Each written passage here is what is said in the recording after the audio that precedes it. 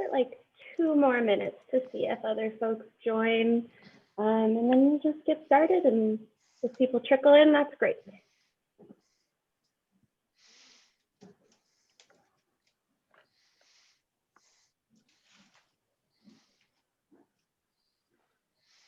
Hey, Ribs.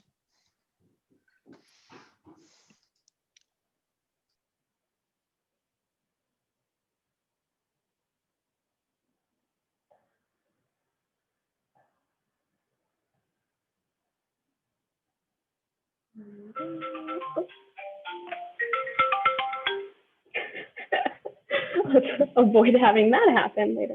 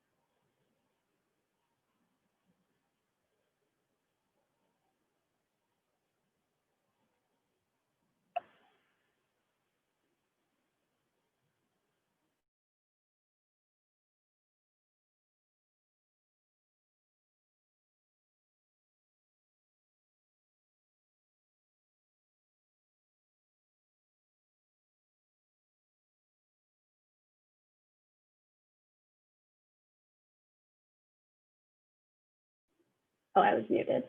All right, why don't we get started? Well, thank you all so much for being here today. Special shout out to you, Kiara. Thank you for joining us. This whole presentation is really geared toward our volunteers, folks who have supported us, and we just want to let you all know what your support has allowed us to accomplish since March. It's been very strange times, unprecedented challenges happening, and we want everyone to know that while we may not be as visible, our volunteer program is on hold right now, but we are still doing the work and we're still having an impact in our community. And we're really excited to tell you about it. So during the pandemic, of course, there have been lots of challenges presented to every single one of us in San Francisco and beyond. There are so many challenges.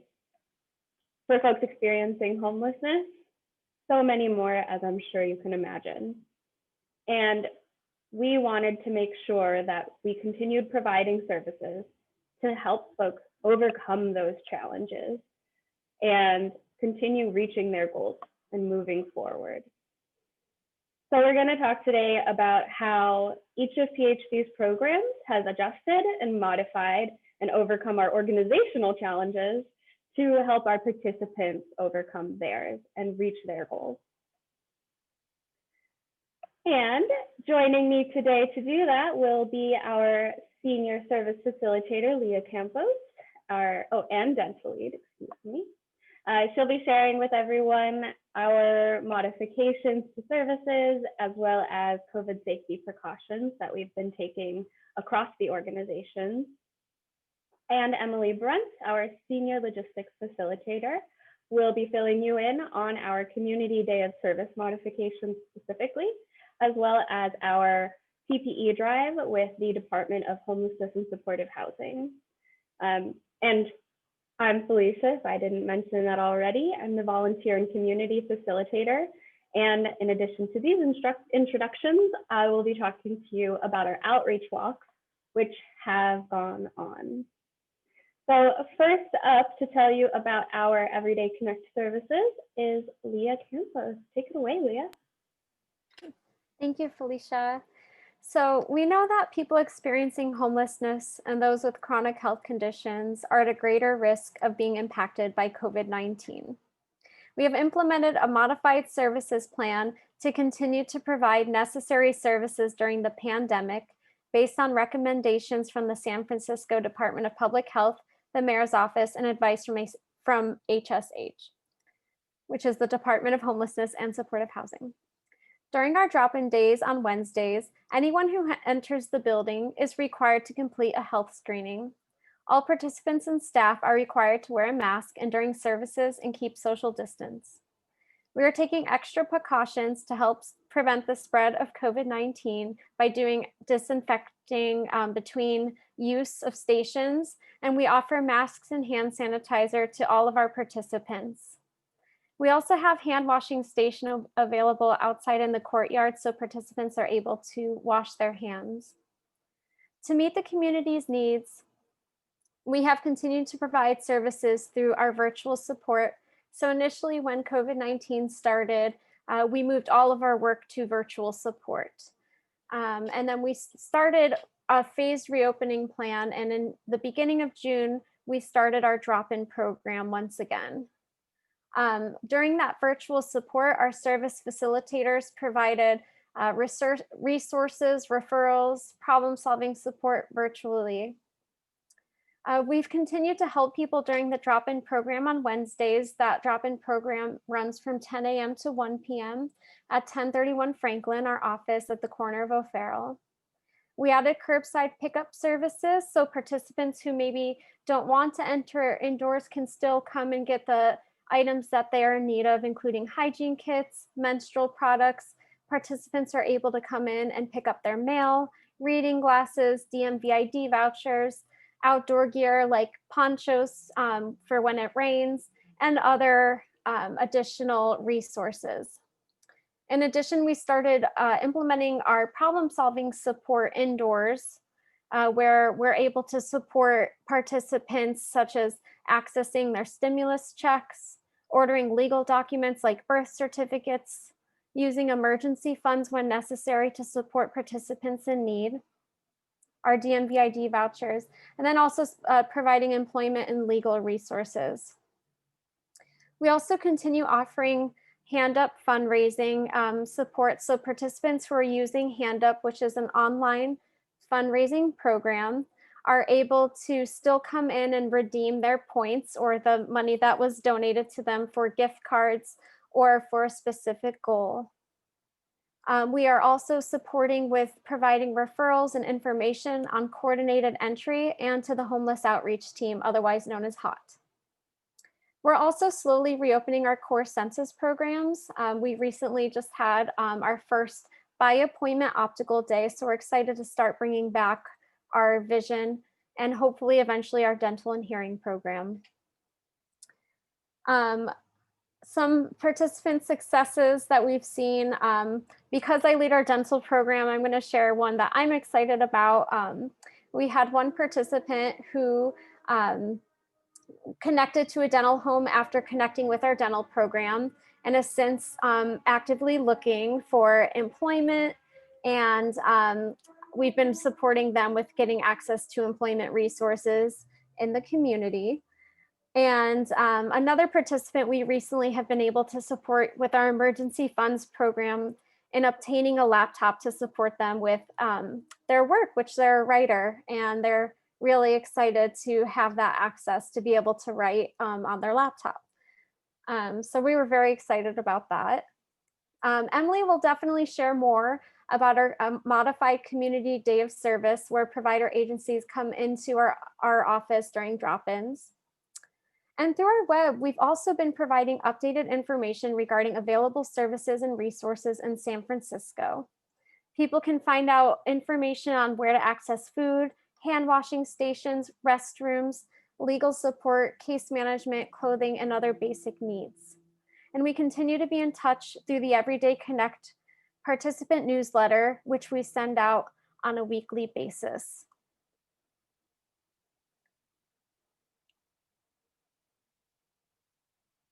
Next slide. Thank you.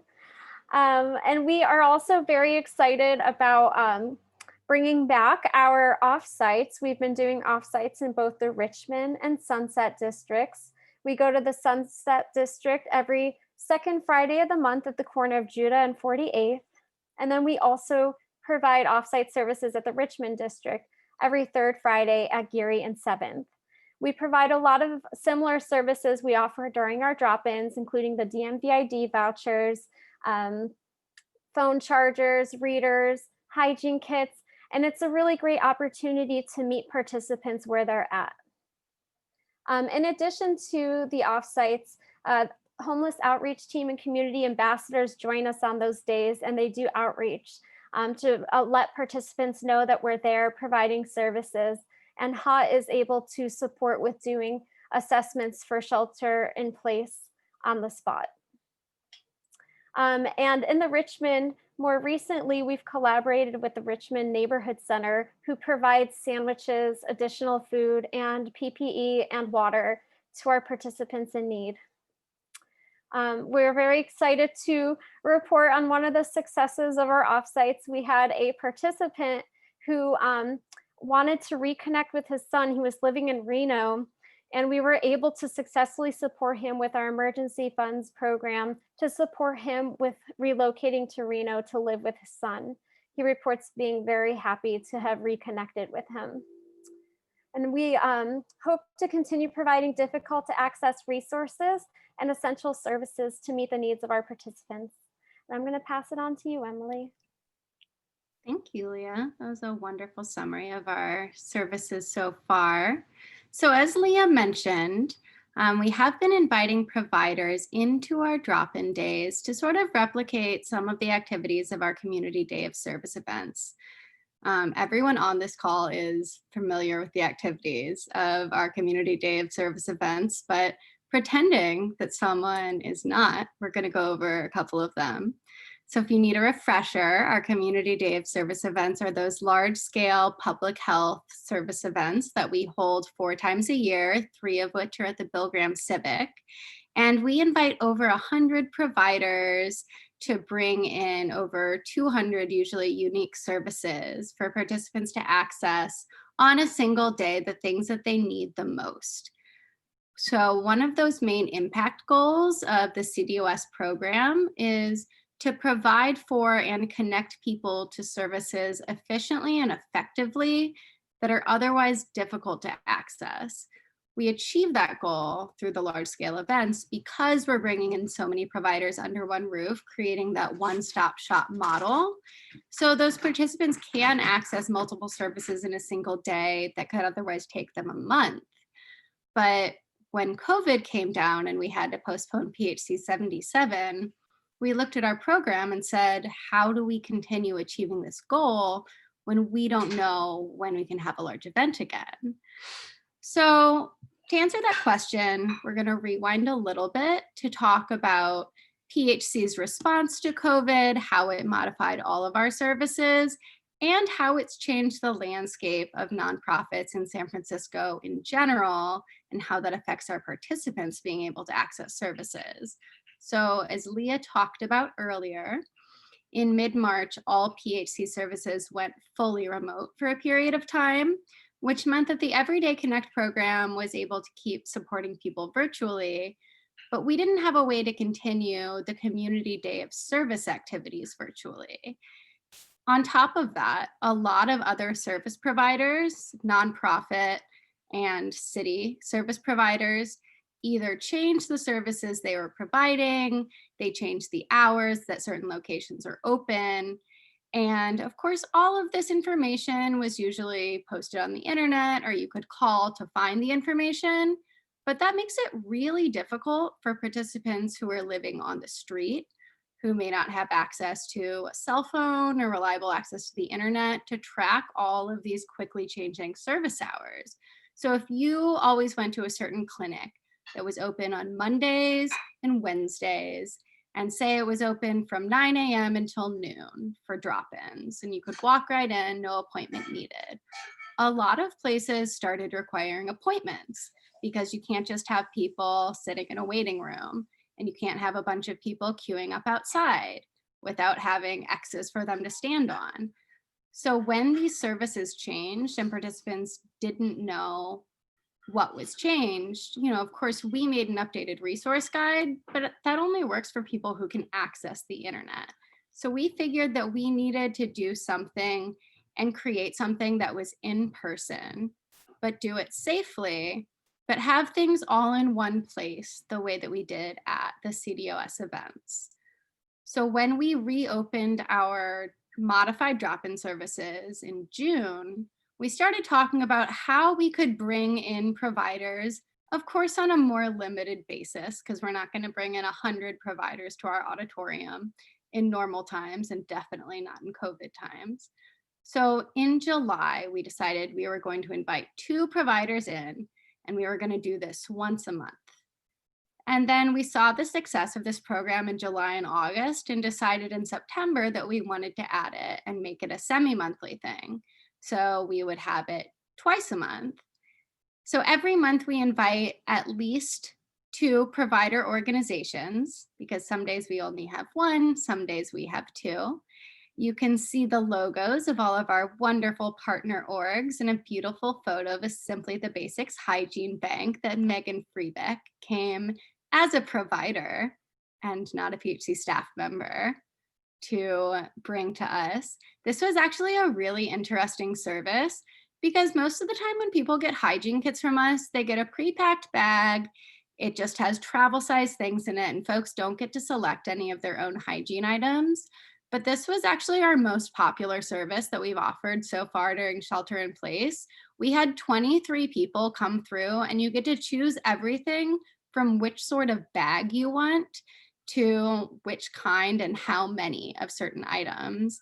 We had one gentleman who needed nail clippers so badly and was so excited that he could get them from us and said, you know what, actually, I would love to take 2, but I don't want it if you're gonna run out. Like, I don't want that thing if I'm taking it away from someone else. And he was so concerned about the needs of others that he was putting them even before his own needs. So luckily Megan was able to reassure him that he could in fact have 2 sets of nail clippers. I mean, I understand, I lose those things all the time.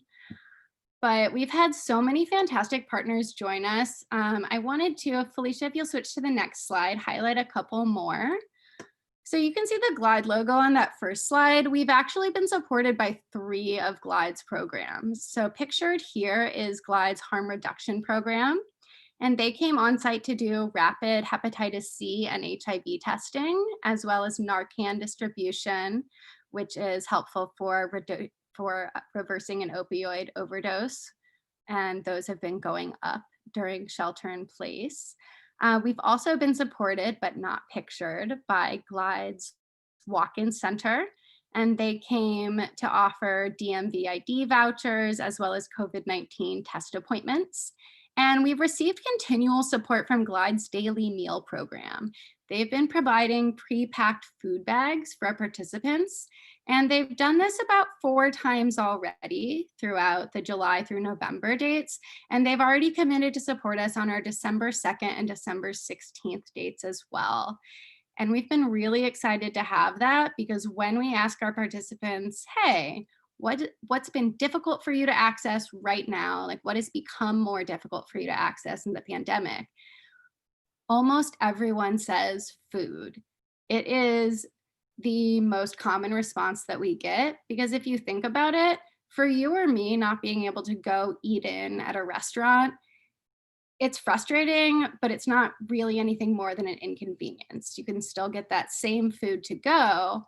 But a lot of folks who are relying on free eats, not everywhere has the same food that they have as if you could sit down and eat. Like, not everywhere packs up the same food to go. A lot of times it's just a cold sandwich instead of being able to get something like hot soup, cooked food.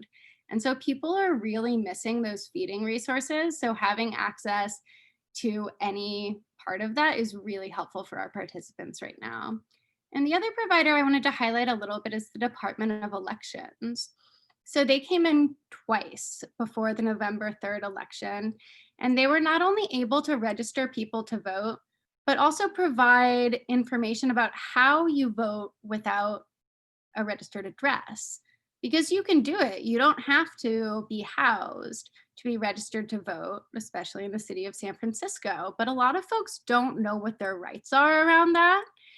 And it was fantastic for them to be able to come in and offer that specialized knowledge to our participants So much so that the gentleman from the Department of Elections emailed me after to thank me and share an email that he circulated to his colleagues about how touching and heartwarming it was to be able to come in and provide this service to our participants. And that's the kind of relationship that we strive to have with our providers, one that's not only enriching for our participants and, for us as an organization, but something that is meaningful for our provider partners as well. All right, we can go on to the PPE drive now. So I am presenting on the PPE drive, but actually your lovely host Felicia has been the one coordinating this effort.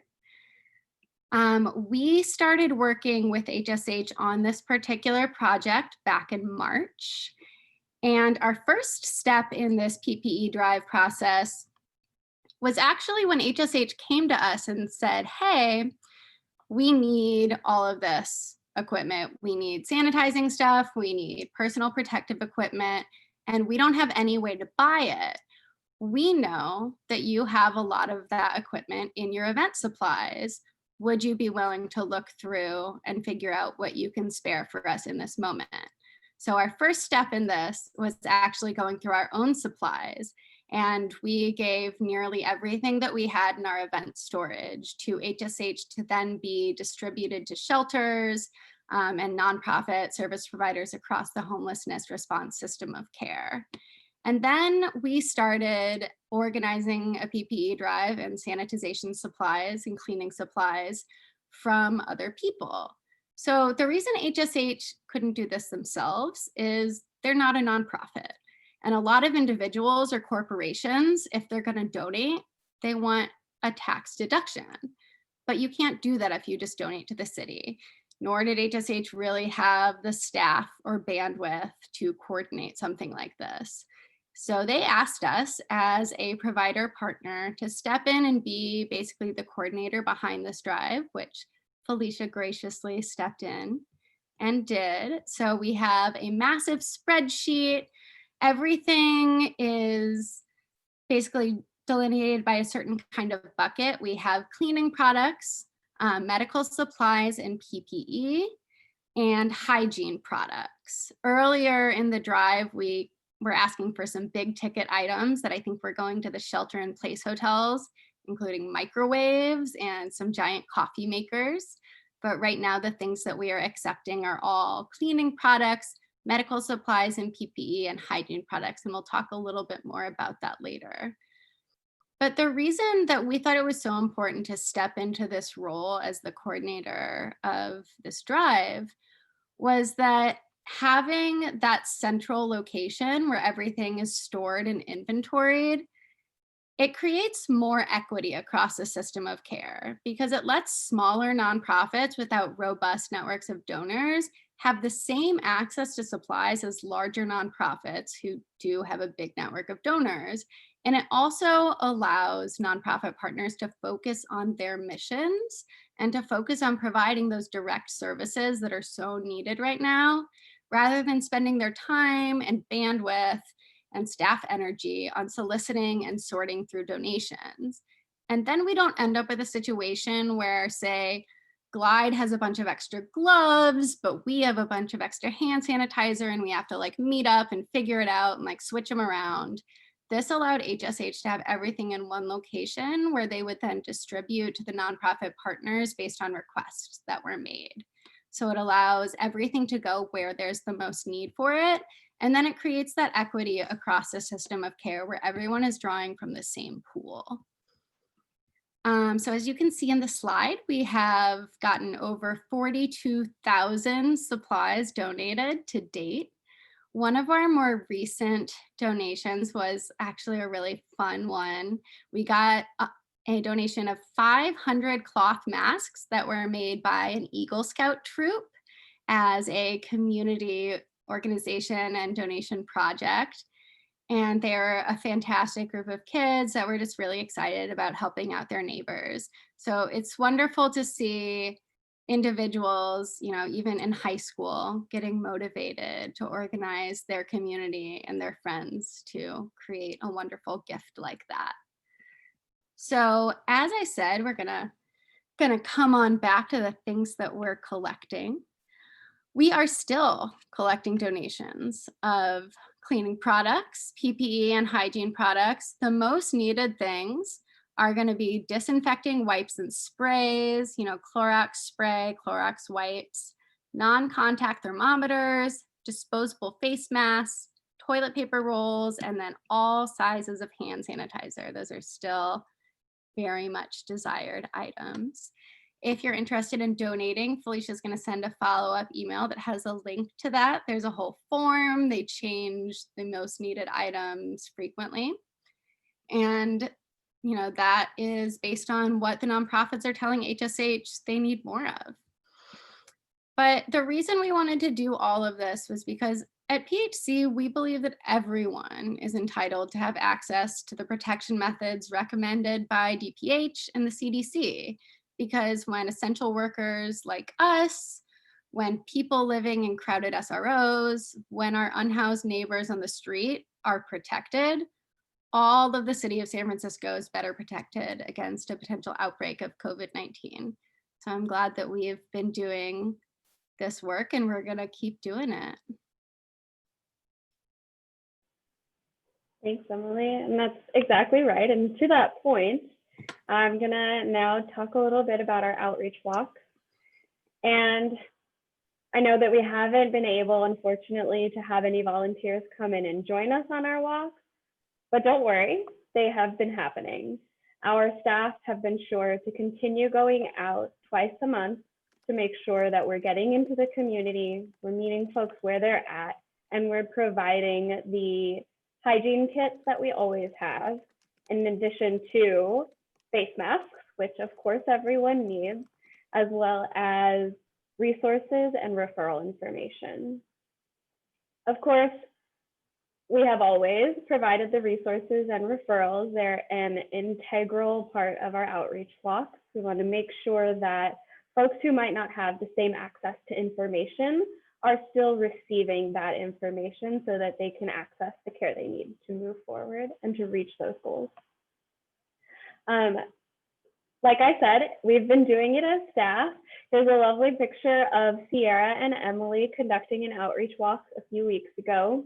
You can see there that they have a wagon full of water bottles, and yes, it was heavy, but it was totally worth it. That day it was very hot.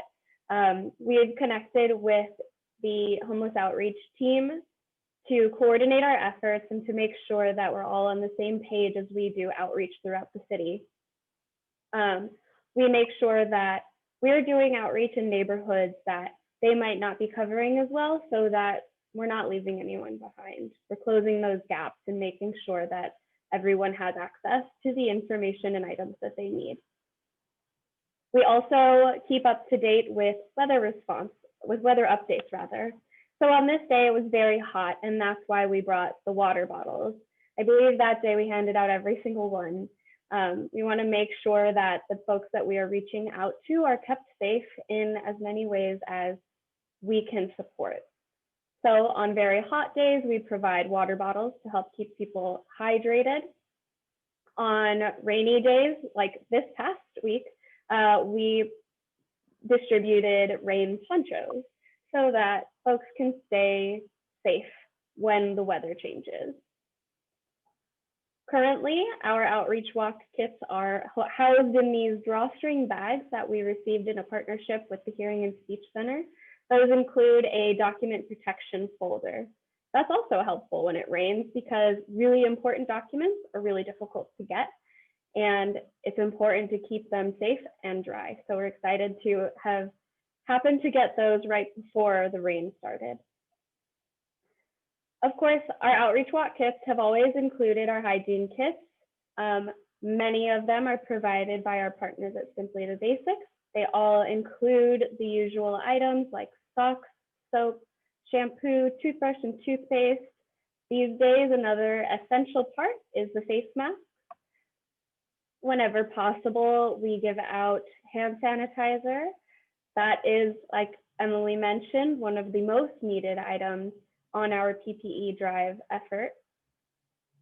And all of this, of course, is extremely important, and just as important is the connection that we provide when we go on our outreach walks. And we didn't want that to stop.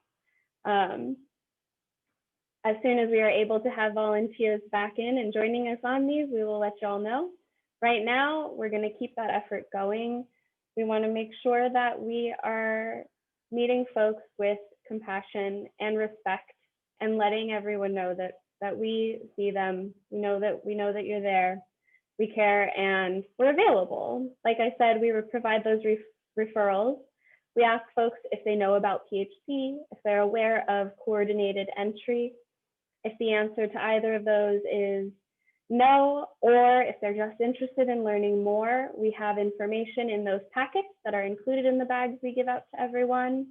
And we have our resource line cards so that folks can get connected to us virtually if that's the way that they're most comfortable connecting.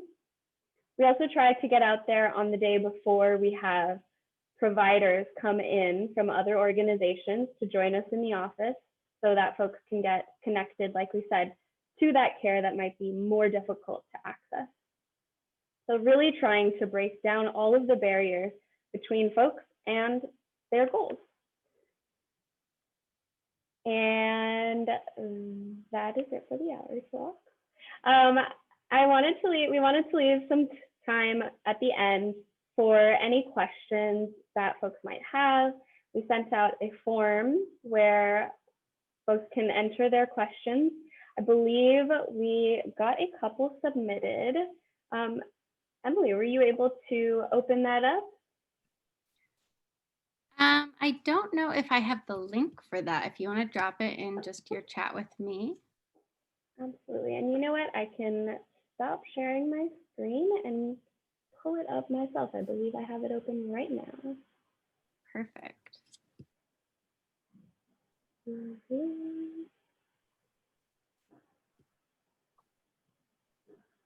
Oh, good. These are so funny. You know, when your Zoom screen gets lost behind another window, it can be so scary. Like, did I lose everyone? I'm glad you're still here. Let me get that up. We have a great question just came in from Megan. What providers are coming up and how can we help spread the word? I'm going to toss that one to you, Emily. Thank you. Well, we are still working on getting the confirmation on our December 2nd date, but as I said, both December 2nd and 16th will have support from Glide's daily meal program again. They do give us those pre-packed food bags. And on December 16th, we'll also have support from the South of Market Health Center doing Medi-Cal benefit enrollment. And then for folks who are either enrolling in Medi-Cal that day or who already have Medi-Cal, they'll also have the ability to make dental appointments for the month of January because they will have some spots opening in their dental clinics for January.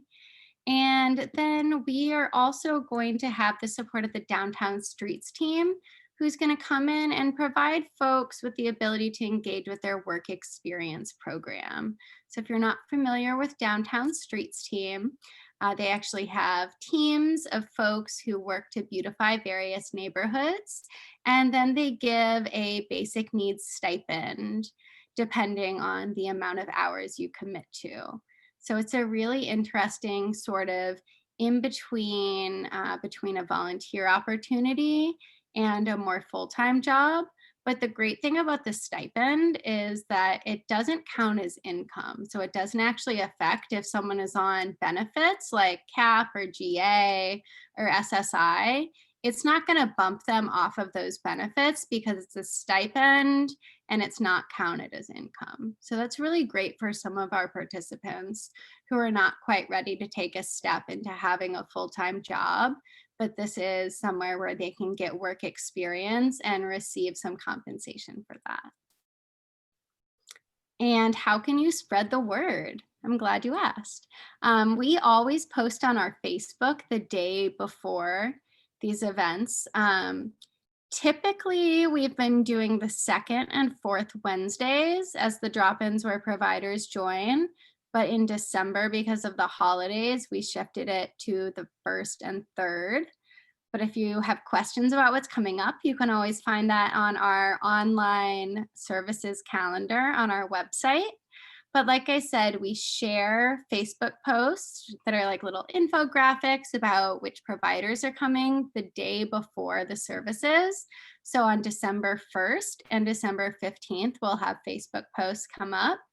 And if you want to share those with your network on Facebook to spread it more widely, that would be lovely. Or Megan, if you have any providers who you would like to connect with us, I actually have a provider flyer that has all the upcoming dates that you can send to any of your contacts who can then get in touch with me to schedule a date. Awesome. We can always count on you for a very thorough answer. Thank you, Emily. We have a couple of questions submitted on our form. Thank you to those who sent yours in.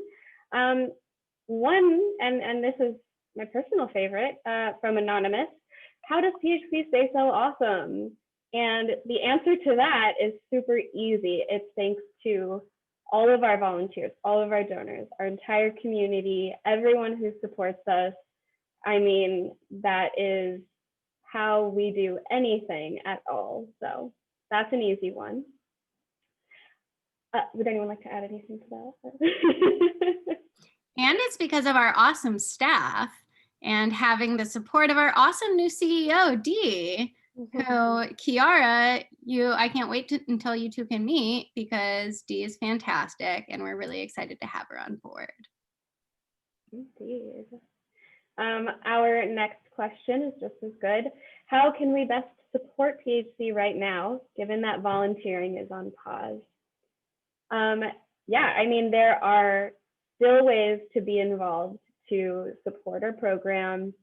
The PPE drive that Emily talked about earlier is huge because that allows us to both keep our staff and our office space safe and clean. It also allows us to offer items that our participants need to them.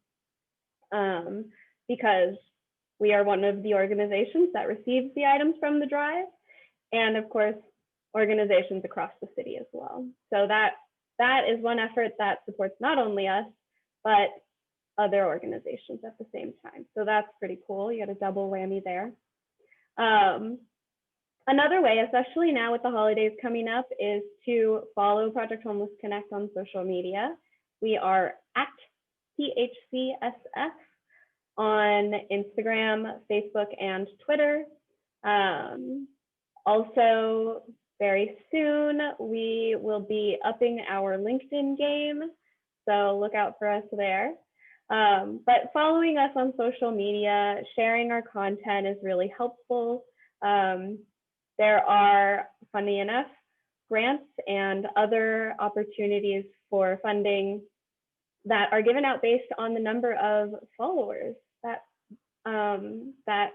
organizations have. So more followers is great for us. It really does make a difference. I know it sounds like a silly thing, but it's good. And on top of the PPE drive, we also have in-kind donations that are a huge help. Our Amazon wish list is listed on our website. That's a really easy way to just a couple of clicks, and the things that we need the most are on their way to our office. And if there's another way that folks want to donate in-kind items, and in-kind items are any donations that aren't money. So for example, backpacks, sleeping bags, hygiene items, those are all in-kind donations. And the best person to get in touch with for that is our development facilitator, Sierra Loya. You can contact her at inkinddonations@projecthomelessconnect.org. Like to keep our email addresses nice and long. We also have a blog post up on our website right now about 5 ways to stay connected and support PHC and our participants during all of the current madness. I'll send that out in the follow-up email as well. Okay, our next question, and Leah, if you don't mind, I'm gonna give this one to you. What are some of the most common challenges for staff when it comes to working and problem solving with participants right now? Yeah, that's a good question. Well, I think one of the biggest challenges is just making sure that we are keeping up to date with the big, like all of the resources in the city, because the resources are constantly changing, especially with the different phase reopenings, and everywhere is a little different right now. Like some organizations, just like Emily had stated earlier, some organizations are only open by appointment only, others are just kind of open full swing or maybe at a more limited capacity. So it's really just keeping up with those resources, um, and supporting participants and meeting them where they're at.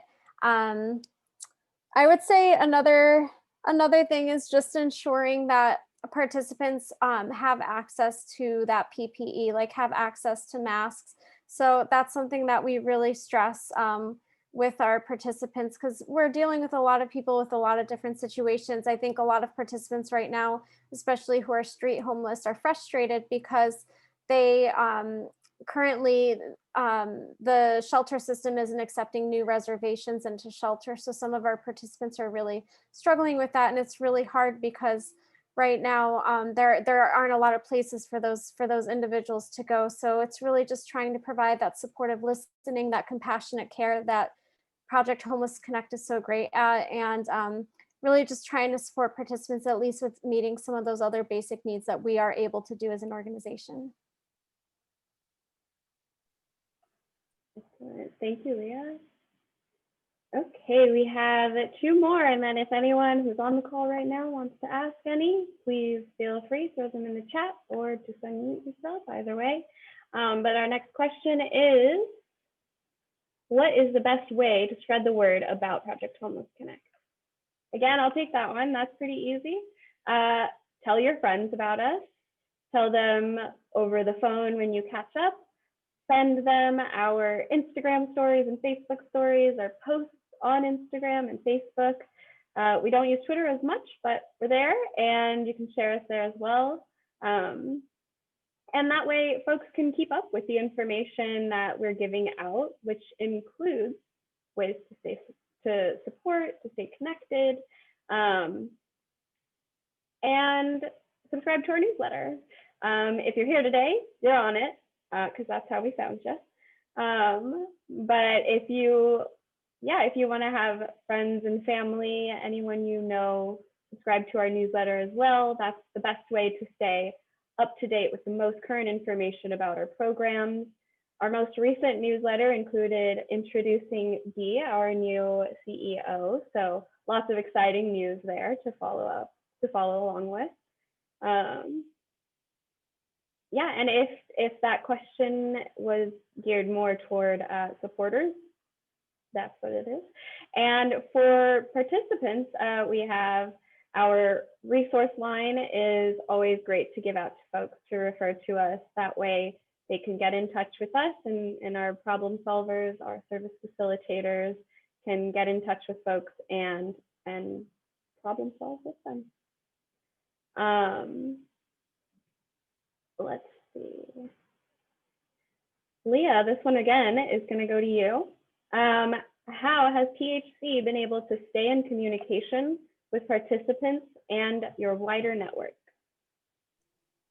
Yeah, so we've been, for the participants who have access to phone, or either even a phone through a case manager, some way of accessing us, they're able to stay in touch with us both via phone, via email, and that's been really great. We also have something called a web inquiry. So any participant who's in need of services is able to actually go to our website and submit an inquiry on our website, where we can follow up with them and provide them with different resources and information and follow up on their specific needs.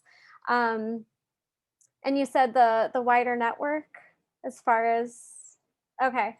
And then like for the wider network, like for example, with providers and other individuals, like our community partners, it's a lot of phone calls, a lot of engagement, kind of similar to with participants engagement through phone, through email. I've been in touch with more providers than I've ever been in touch with during this time, via video, via phone calls, via email. It's been a great opportunity to continue to build and network with those partnerships, and also to help collaborate to help ensure that our participants are getting the best care they deserve. Thanks, Leah. And Emily, I'm going to send this one to you. How does PHC stay COVID safe for staff and for clients? Yeah, definitely. I think that Leah touched on this a little bit in her slides, but I can talk about our COVID precautions that we take. So as Leah said, everyone who comes, to PHC and interacts with us in any manner, even if they're not coming inside, they have to wear a mask.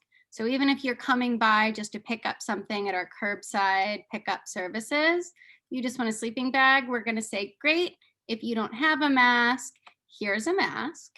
And we ask that you wear it over your nose and mouth the whole time that you're in the line and interacting with our folks. So that's pretty much where it's at with our participants. And then when we're talking about going inside the building, anyone who enters the building, whether they are a staff member or a participant, or I guess we don't have volunteers coming in now, but when we do again, volunteers, everyone has to get a health assessment, which consists of a non-contact thermometer, temperature reading.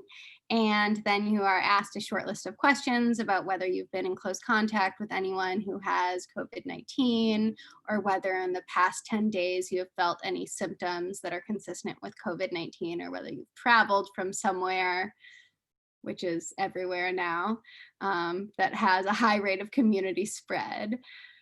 And I think we may have nixed that last one because now COVID is just everywhere. And so it's not like you've traveled from somewhere else, it's in our communities now. So we really just ask people whether they have close contacts or whether they've been feeling symptoms. And then as long as they are under 100 degrees is the cutoff, and they answer no to the questions, then you've passed your health assessment and you can come indoors.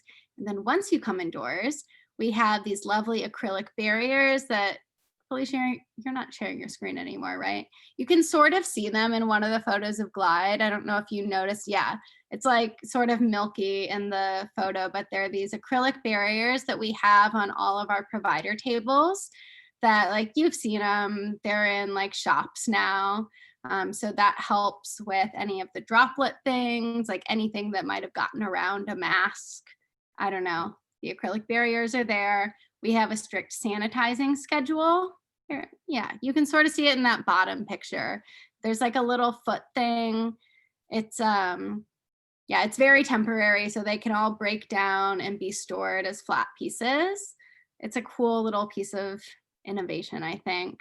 But we also have strict sanitizing procedures that, like, all high touch surfaces have to be sanitized, and like any chairs that people sit in have to be sanitized between participants. Anytime a participant uses a pen, it goes into like a dirty bin, and then someone is sanitizing pens and clipboards at the end of the day. We also have X's on the ground outside, so folks know where 6 feet apart is. And we're limiting the amount of people who can come indoors at one time. So Kiara, I don't think you've ever been to our drop-ins at the new place, but we have this big auditorium that we rent out for 2 days a week now that's like in the same building as our office space, and it's really cool. But normally we have that as, a space where people can sit and sort of hang out and eat a snack or something like that. But obviously we can't do that right now, unfortunately. But we do have X's where folks can wait. We kind of allow it when we have provider services to have like one additional person queued up for each provider. So counting the EDC indoor problem solving as a provider that day, then we would have like one person waiting for them, say one person waiting for the employment services, and like one person waiting to get a health assessment, which is like a blood pressure check and a blood sugar check. So we could have like one person being served at each time by each provider, and then one person queued up to wait. And the only exception to that is if, two people come and they're in the same household, and they would be counted more like one person because they're allowed to be within 6 feet of each other. I think that covers all of our COVID regulations. And then staff, obviously. Staff are working remotely anytime that they don't need to be in the office. So of course we have to be there when we have service days. So the services team is there once a week on Wednesdays right now. And then the services team also goes and does their offsite service days. Like Leah said, there's 2 of those a month right now, and they're working on developing a 3rd. The rest of us, for administrative work, we have days that we can go in if we want to for administrative work, but we're all like distanced from each other in the offices. So we have a bunch of different spaces we can use. I know Felicia goes there sometimes, to get a different space to work in, basically, but we can't all be in the same staff room together anymore, unfortunately. So we have to spread ourselves out into like different corners of our office spaces. And like one person will be working in like the little front conference room, one person will be working in the big staff room, and like maybe someone will be down in our storage space, like doing inventory of the in-kind items. So even when we are all in the office together, we can't interact in the same ways because it's just not safe to do that. And that's a big way that COVID has changed our staff activities. One of many. Thank you for that, Emily. Does anyone want to unmute and ask a question, or should I go to the next one that's been submitted? Good. Okay.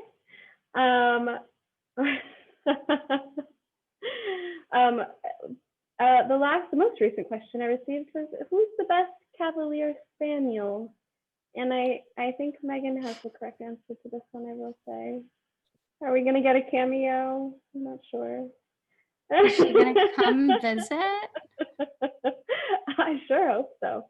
For those tuning in, Megan has a King Charles Cavalier, who is in fact the best of them all. She is Tonk, and she is the sweetest girl. For an equally fun question, I'm sure. Oh, there she is. Oh, proof. Best part of the whole webinar. Love it. Okay, we'll ask one more and then we'll let all you fine people start your Friday nights out. Just kidding. I hope that it's so funny. Everyone's on mute. You don't know if your jokes land or not because it's very quiet. But Leah, Emily, whoever wants to answer this, go ahead and jump in. We all know the answer because we review it so often, but how will San Francisco moving into the red phase and likely soon purple impact our services?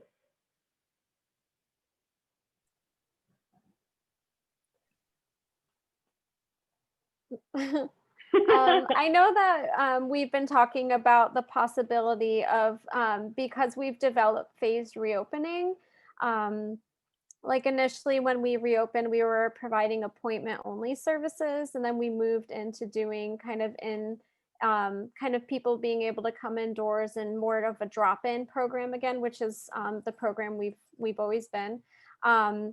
But thankfully, because we have these phased reopening plans, we are able to kind of, if we need to jump back a phase, we'll jump back a phase and use that previous phase. So if we have to move back to maybe just outdoor by appointment only, we may do that, but it really just depends on kind of what it looks like moving forward and what we decide as an organization.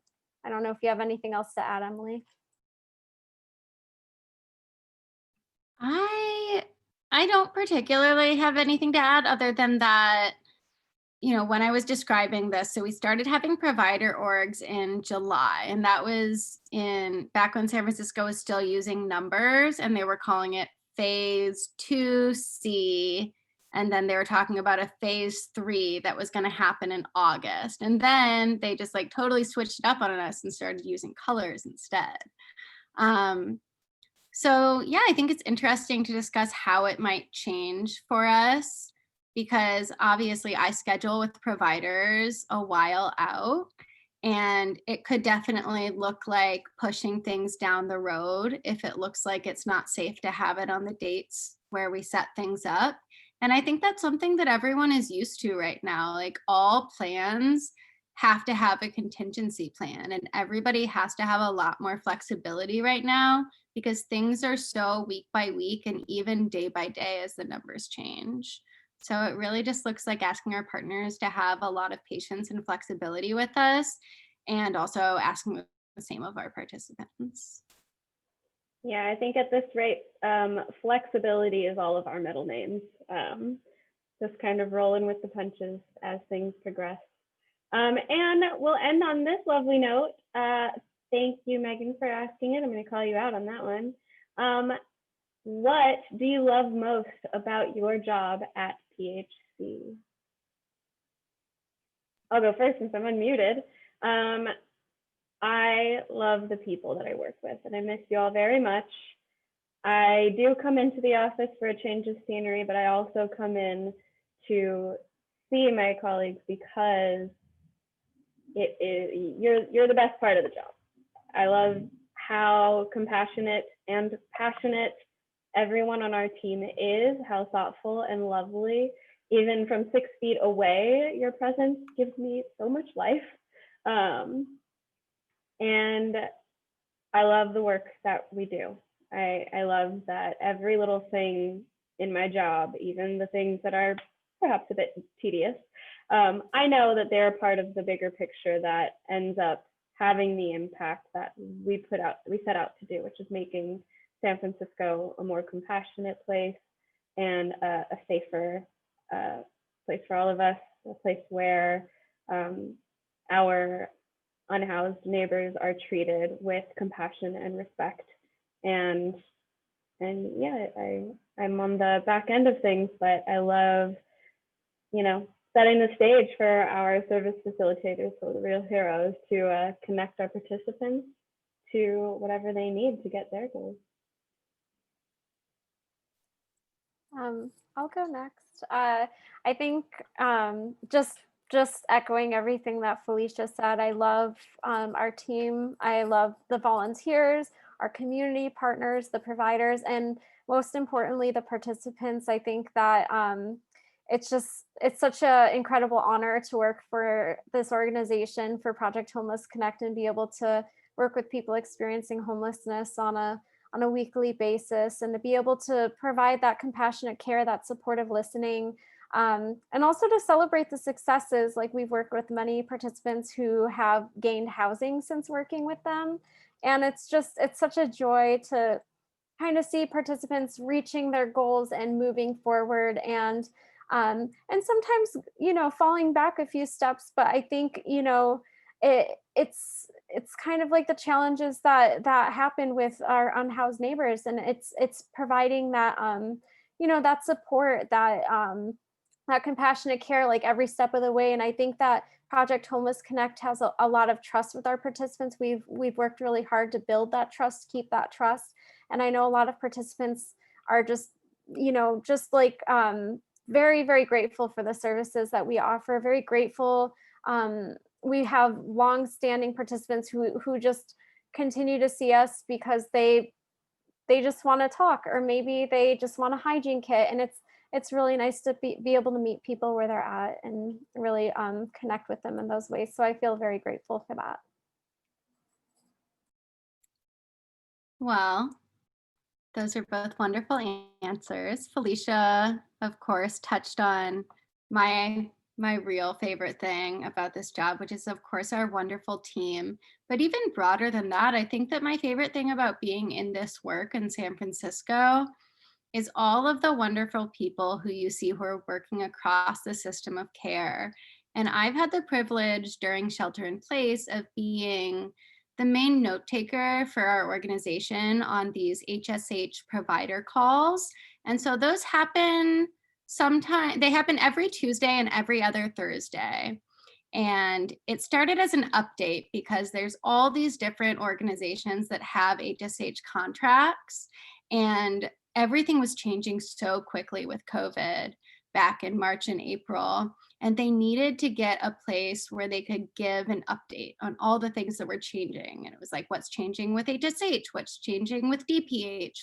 And like, what are things that you need to know about? And now it's become a bit more provider focused and like deep dive into what are the issues we need to be addressing right now. But being on those calls has been so incredible. Hearing the leadership of other nonprofit homeless service organizations continue to speak up and advocate for the needs of their clients. This is a field I'm incredibly proud to work in. It is a very difficult time to work in homeless services. It is a very strange time for all of us, but I feel like it's an especially strange time when you're looking at nonprofits and things that used to look completely different and everything changing just day by day, and seeing the strength and the inspiration and the passion in not just PHC, but in all of the providers across the city, and how providers and executive directors are standing unified and pushing for the rights of their clients and the rights of their frontline staff. It's so inspiring. And I couldn't imagine working in any other kind of job because nothing else feels like this, like from the heart. So I think that's the best part of it for me. If I didn't already work here, I would be convinced that I should. Well put, Emily. And everyone else on this call does or has worked with Project Homeless Connect in one way or another. Does anyone else want to, chime in?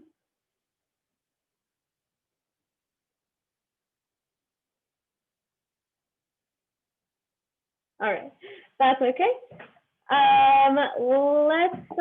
Let's let everyone go back to their homemade bread and their tonks and their, whatever else is going on with you this evening. Thank you all so much for giving us an hour and 5 minutes of your precious time.